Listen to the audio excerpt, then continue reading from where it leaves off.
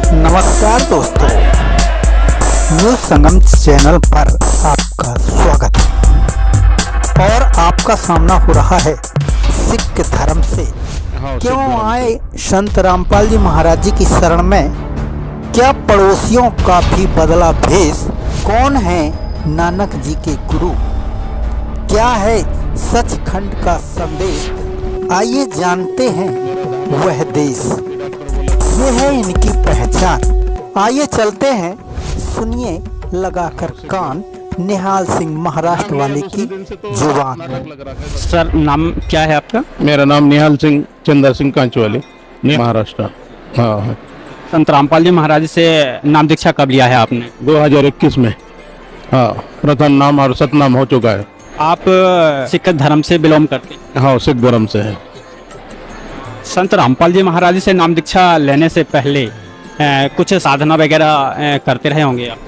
थोड़ा बहुत गुरुद्वारे में बजरंगबली की भक्ति करते थे, बजरंगबली को मानते थे, गणपति बिठाना, ये वो हिंदू धर्म में जो भी जितने त्योहार आते वो पूरा करते थे। हनुमान जी जैसे की पूजा करना और गणनायक की पूजा करना, मूर्ति रखना, संत रामपाल जी महाराज से जुड़ने से पहले आप ये साधना करते थे। कुछ लोगों का मानना ये रहता है कि हिंदू धर्म अलग है और सिख धर्म अलग है, तो आपके मन में क्या ख्याल आता था कि हिंदू और सिख मुसलमान सभी एक हैं क्या? नहीं, ऐसा तो नहीं समझ में आता था। बोलते तो थे लेकिन मानते कोई नहीं थे। सब बोले बताए तो बोलते थे सब एक ही है, लेकिन सबका मालिक एक कौन है वो पता ही नहीं लगा था अभी तक। जब इसमें आने से पता लगा, गुरुजी सब खोल के बताते हैं ग्रंथों पे हाथ रख के कि ऐसा ऐसा है, तो जब से पता लगा, इधर आने से, ज्ञान गंगा किताब पढ़ने से पता लगा कि ऐसा ऐसा। आपने बताया कि हमें यहाँ सतनाम मिल चुका है, तो आपका आना कैसे हुआ? कारण क्या बना संत रामपाल जी महाराज जी की शरण में? मेरा पूरा नशा वगैरह छूट गया। मैं पहले नशा करता था, मेरा ढाबा था, पूरा सब खाना पीना सब था। मुझे बीमारी हो रही थी, डॉक्टर बोला छोड़ दो छोड़ दो। मैं बहुत कोशिश किया लेकिन नहीं छूट रहा था। फिर जब से मैं इधर आके नाम लिया, जब से मेरा सब कुछ छूट गया, सब ज्ञान हो गया, मुझे थोड़ा अच्छा लग रहा है, सब चीज अच्छी चल रही है, कारोबार वगैरह। नशा में क्या क्या करते रहे आप? नशा में दारू बॉटल वगैरह, दारू पीते थे, अंडा मटन सब चलता वो खाते थे। आपको जो ये शराब पीना, नशा करना जो लत लगी थी, शुरुआत दौर क्या होता है? आपकी शुरुआत कैसे हुई थी? वो कोई गणपति बिठाया, माता बिठाया, खाओ पियो बैठो, कोई शादी ब्याह है तो उसमें दारू पी के नाच रहे, कोई गाड़ी लेके भाग रहे। कुछ लोगों का मानना ये रहता है साल भर का त्योहार है और कुछ नशे वगैरह करें, एंजॉय करें। ऐसा कैसे पता चला कि ये नशा धर्म में गलत होता है? ऐसा अभी जैसा गणपति बिठाते हैं तो नाचने के लिए लोग, 4 लोग दोस्त मिल जाते, जो नहीं पीता उसको पिला देते। शादी में नाचना है तो वो भी उसको पिला देते, तो फिर थोड़ा वो ये गलत संगत में लग जाएगा। तंबाकू खाओ, बीड़ी खाओ, ये करो, बिगड़ जा रहा सब। समाज अच्छा होना चाहिए। अब ये नाम लिए तो सब उसका समाज में अच्छा भला हो जाएगा, ये मेरे को इससे पता चला। जैसा अभी परंपरा रहता है, हमारा जो काम धंधा था, वो भी पीता है, ये भी पीता है, तो सभी पी रहे हैं, तो उसको संगत जैसी है वैसी रंगत हो गई थी। अब इसमें आ गए तो यही रंग चढ़ गया, संत रामपाल जी महाराज का रंग अपने को चढ़ गया है, कबीर जी भगवान का। आपका कहने का मतलब ये है कि जैसी करोगे संगत वैसी होगी रंगत, और जैसा खाओगे अन्न वैसा होगा मन, जैसा पिएंगे पानी वैसी होगी वानी वानी। चलो बोलिए, जो मन का आपा खोल और उनको शीतल करे, आप भी शीतल होए। जो अपन पहले कैसे बात करते थे वैसे नहीं बोलना चाहिए, किसी को गाली देना, गलत देना, इसलिए वो नहीं करना चाहिए। इससे तो संत रामपाल जी महाराज जी के शरण में शीतलता मिली आप? पहले तो मन की शांति हुई और बहुत अच्छा लग रहा है। कोई भी काम करना सोचे तो बड़ा हो रहा है। मेरे बच्चे पढ़ने लगे हैं, अच्छा, पूरा घर मेरा खान पीन छोड़ दिया है। अभी हल्लो हल्लो नाम भी लेने लगेंगे, नहीं तो पूरा हमारा होटल का धंधा था, पूरा खाना बेचना वो काम ही था हमारा, एकदम बदल कर दिया, सब किराए पे दे दिया और भक्ति मार्ग में लग गया। कुछ गुरु ग्रंथ के, गुरु नानक जी की वाणी कुछ ना कुछ तो याद रखते रहे होंगे। गुरु नानक जी ने क्या बताया? उन्होंने भी सब धर्मों को अच्छी तरह मानो। हमारे गुरुद्वारे में 4 दरवाजे हैं कि हर धर्म का आदमी आए, उनकी सेवा करो, सब अच्छी तरह उन्होंने भी हमको बताए थे कि ऐसा उनकी सेवा करते जाओ, लंगर छकाओ, हाँ, बंड खाओ, बंड के खाओ, कर्म करो, काम करो, कृत करो और बंड के खाओ, सबको बांटो, सब अच्छी तरह उन्होंने बताए थे। लेकिन उतना ध्यान में नहीं आ रहा था, कोई वो बता रहे, कोई वो बता रहे, तो ध्यान में नहीं आ रहा था। तो फिर अभी इन्होंने बताने से, कारण रामपाल जी महाराज ने हमको बताने से या ज्ञान गंगा किताब पढ़ने से हमको पूरा ज्ञान हुआ। उस ज्ञान गंगा पुस्तक में आपको ऐसा कौन सा ज्ञान है लग गया जो एक दिमाग में बात चुभ गई? गुरु ग्रंथ साहिब में जो लिखा है उन्होंने बताया कि ऐसा ऐसा है। तो कब मिले थे? वे नदी में मिले थे कबीर जी को, गुरु नानक जी उनको लेके गए, फिर वो परमात्मा ने दर्शन करा के लाए। तो वो देखा मैं, तो हमारे में ग्रंथ में खोल के देखा, उसमें भी लिखा है। तो फिर मुझे मिला के देखने से पता लगा कि ये गुरु नानक जी ही अपने कबीर जी के नाम लिए है, उनको भी सतनाम प्राप्त हुआ है। गुरु नानक जी की वाणी कुछ याद होगी, कुछ बताएंगे क्या हमारे दर्शकों को? उन्होंने बताया जो करता रहे यही है, ये ठग के हमको बता रहे कि नहीं है, लेकिन उन्होंने ही है। मैं जानता हूँ ये ठगवारा ठगे दे, बड़ा सियाना होता और धानक रूप रहा करता। आपने गुरु नानक जी की वाणी बताई है जो गुरु ग्रंथ में लिखी है, तो जो गुरु नानक जी हैं, कुछ लोगों का मानना ये रहता है कि कबीर साहब की गुरु नानक जी थे, आपका क्या मानना है? ऐसा ही हम तो सुने हैं और बताए थे, लेकिन बाद में किताब पढ़ने के बाद पता चला कि उन्हीं उनके गुरु है, कबीर जी गुरु है नानक जी के। गुरु नानक जी के, हाँ। तो क्या गुरु ग्रंथ में ये दर्शाया गया है? गुरु ग्रंथ में भी है ना लिखे वाला, जो उन्होंने बताया ना ऐसा, तो उससे ये होता है कि बरोबर बोल रहे हो। वे नदी में हम मिले थे, फिर उन्होंने काशी में जाके मिले कबीर जी को, नानक जी। हर सिख को हुक्म है गुरु मानियो ग्रंथ, तो बस इसी में हम अभी फंस के थे। तो आगे पता नहीं था कि और गुरु कौन है।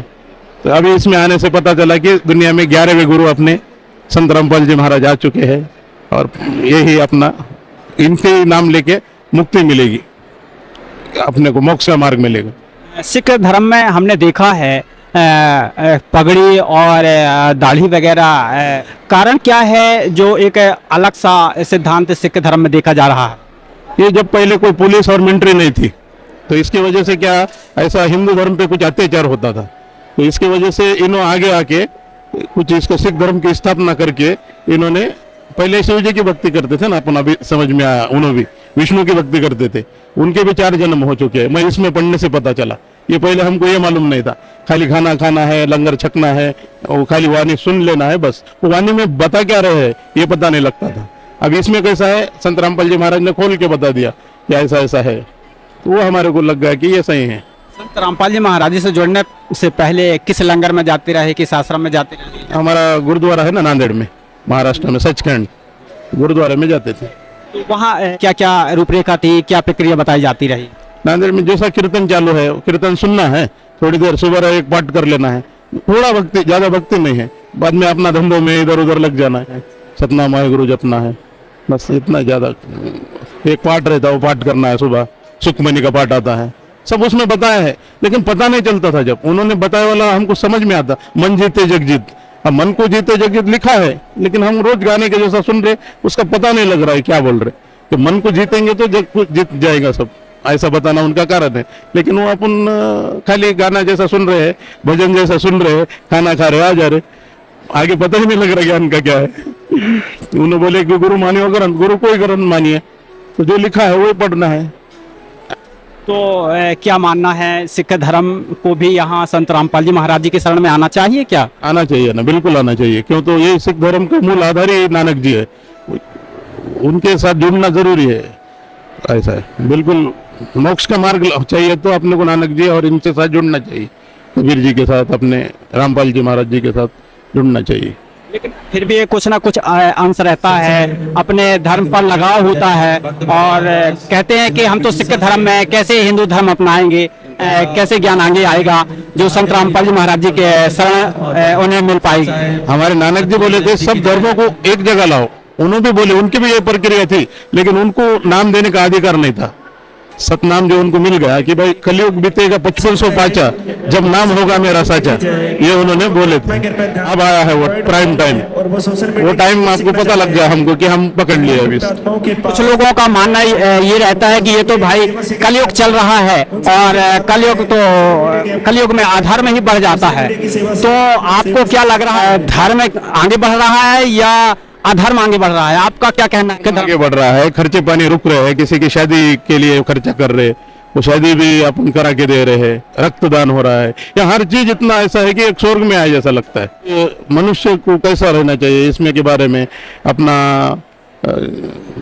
खर्चा करके कोई भी ड्रिंक करने में पैसा डाल दे रहा गरीब आदमी, पूड़ी खा रहे, तंबाकू खा रहे, सब खर्चा करने के बाद 300 रुपये तो रोज ही मिलता हो तो जर्दा बीड़ी दारू में डाल देगा, तो घर को बच्चों को क्या देंगे? तो इसलिए इधर आना लेके दहेज प्रथा जो है बंद होनी चाहिए और नशा मुक्त होना चाहिए भारत। जो इनकी जो बातें है वो सरकार भी नहीं कर पा रही, जो यहाँ हो रहा है काम। क्या क्या कुछ लाभ मिला है आपको? बिल्कुल कर सकते हैं, क्यों तो मेरा पूरा ड्रिंक छूट गया, मेरा मानसिक ये अच्छा होगा, धंधा बिजनेस भी मिल गया मुझे नवा, जो चाहिए मांगे वो मिलता है मुझे। फाइल्स वगैरह हो जाता था, ये खाना पीना कुछ भी करके। और जब मैं नाम लिया हूँ तो पहले माता जी को नाम दिलाया और मैं बोला अपना छूटने का नहीं, रोज आधा शेरी चाहिए तो वो नहीं छूटेगा, और नाम लेके और मैं काय को खराब करूँ बोल के 3 महीने नाम नहीं लिया मैं। घर को किताब ऐसा आरती चालू है, माता जी नाम लिए है। फिर एक दिन मैं वो जो कोरोना था ना, कोरोना आया था तो सब बंद था दारू वगैरह, एक बोतल ला के दिया उसने, पी लिया तो मुझे कोरोना हो गया।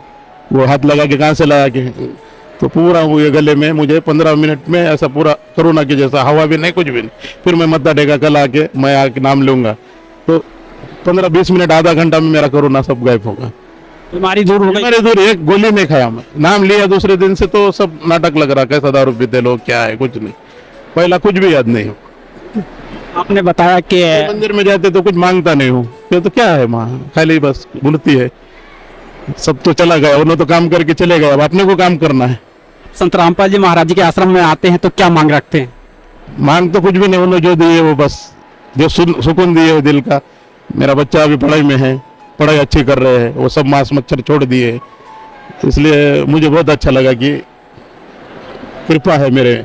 मैं जहाँ अभी पूजा करता हूँ, पूरे घर में जितने किराएदार है सबका धंधा अच्छा चलता। मेरे 1-2-4 दुकान है किराए पे दिए वाले, उनका सबका धंधा अच्छा चलता, और उधर से थोड़ी देर बाजू में नहीं चलता।